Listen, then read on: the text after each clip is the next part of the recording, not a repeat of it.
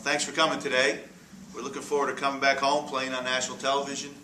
It's an exciting time for us to showcase our university, our program, and it's great for our league. The Pallades Midweek Games is great exposure for our conference. We know we're playing a very good Miami team.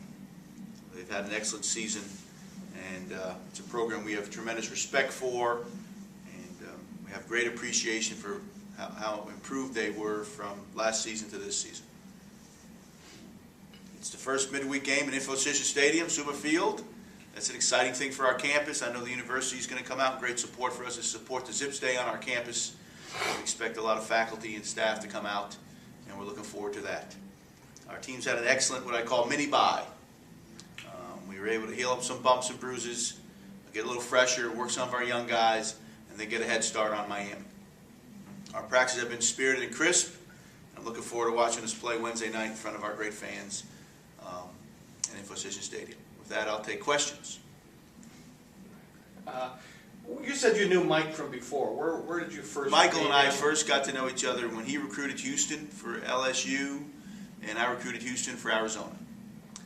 And so our paths would cross continuously during that time, and we got to develop a rapport as colleagues at that time. And then when I was talking to Coach Weiss about joining the staff at Notre Dame, and he was talking to Coach Weiss about joining the staff at Notre Dame, and he was at Texas and I was at Wisconsin, and we actually talked back and forth about joining that staff and working together before either one of us had officially taken the job. So, and then we just developed a very good friendship during our time at Notre Dame.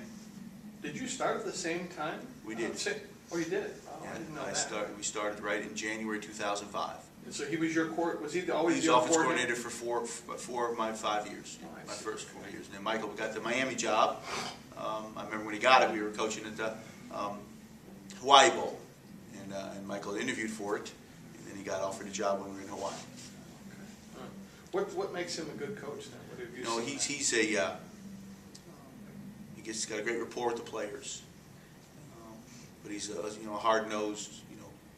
Michael Haywood, I know, likes to run the ball and likes to be physical, and and Michael's a good person. He cares about the kids off the field. He coaches them hard on the field. But he's a very good staff guy in the staff room, and it's no surprise to me that they're having this success.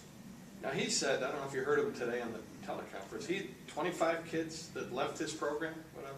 In the first year? Yeah, he said he's told he was okay with all that. I mean, you've lost some, obviously. Yeah, we've lost some. We lost another one this week, so those are going to be unfortunate occurrences when you take over a program that's been down. Michael we've talked several times about his first year in relation to my first year and the things that happened. Would you lose this one? Marvase Bird.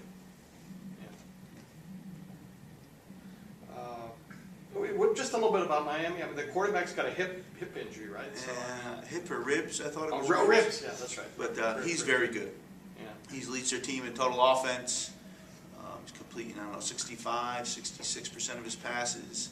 He makes them go. They're a team that throws the football a lot. They throw it to Robinson and Harwell. They really, until last week, have not been a team that really wanted to run the football very much. And they've been a team that wants to throw first, and they've thrown it very well. Now, obviously, how important that you close with 2 home games. I mean, how? I think it's great we close with 2 home games. I think, particularly for when you're struggling, now you get a chance to come home and play in familiar surroundings, play in front of your fans, supporter fans of your program, and I think that's good for our team. It's great that the seniors are going to be able to have their last experience at home here in these next 2 weeks, and then get the chance to end their careers at home after Thanksgiving. So I think those are all very big positive things for our team and our program, and hopefully we'll respond to that. Now you got a chance to be a major spoiler in the MAC East with 3 teams tied and coming up. I mean, would it be more satisfying to be a spoiler again? No, to get your first win. I think the program, the kids on this team, and how hard they've worked, particularly the seniors who have stayed with it, it would be very rewarding for them to get their first win. And we're focused on that. I have not mentioned one time to them about being spoilers. Yeah, that's okay. What about them defensively? You know, That's they their are strength, it seems like. yeah, they cause you some problems because of how multiple they are. And from going with 3 down linemen to 2 down linemen at times, playing a lot of nickel coverage, they move, they blitz. You know, so that is something that I'm glad we had the extra couple days of preparation to go against us. And you know, as we go through, and their lead tackler is their Mike linebacker, number 43, Jarrell Wedge. He's a very good player, number 30, Evan Harris. Harris leads them in interceptions, Wedge leads them in sacks, and they do a really good job with that.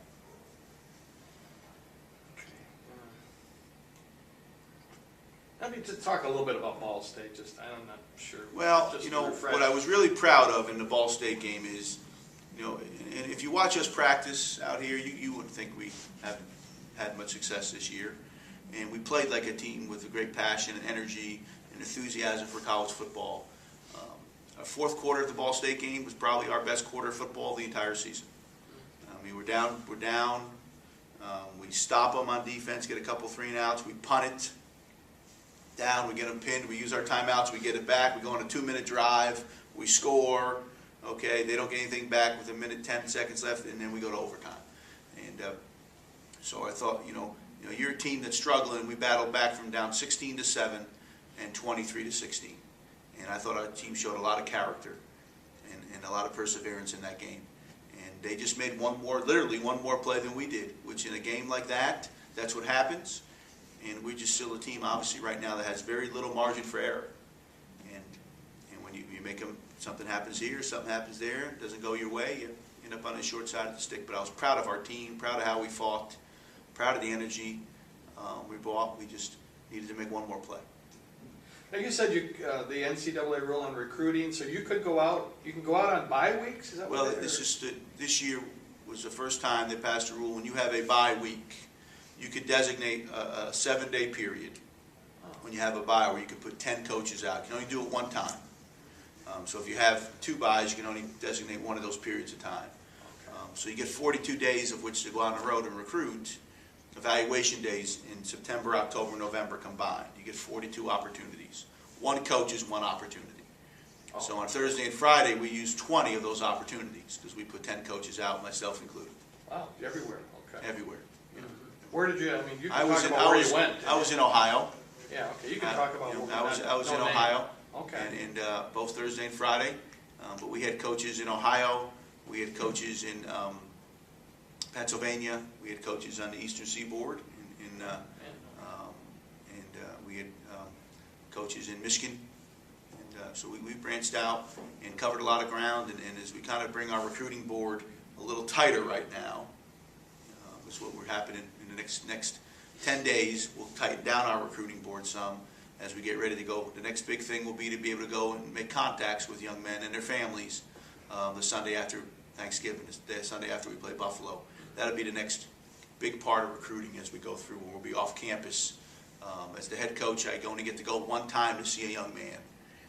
So we'll pick my spots when I do go out. And in the next, we get 3 weeks in December, and we'll get 3 weeks in the January period. Okay. So when you talk about opportunity, 20 opportunities, I mean 20 schools, or no, you can go as many schools as you want. Coach can go to as many as he can. I went to 10 schools myself in 2-day period. Wow. And a lot of our coaches did 5 the same. and 5. Okay. Wow. So when you're out, it's one coach is one day. Yeah, I got you. Okay.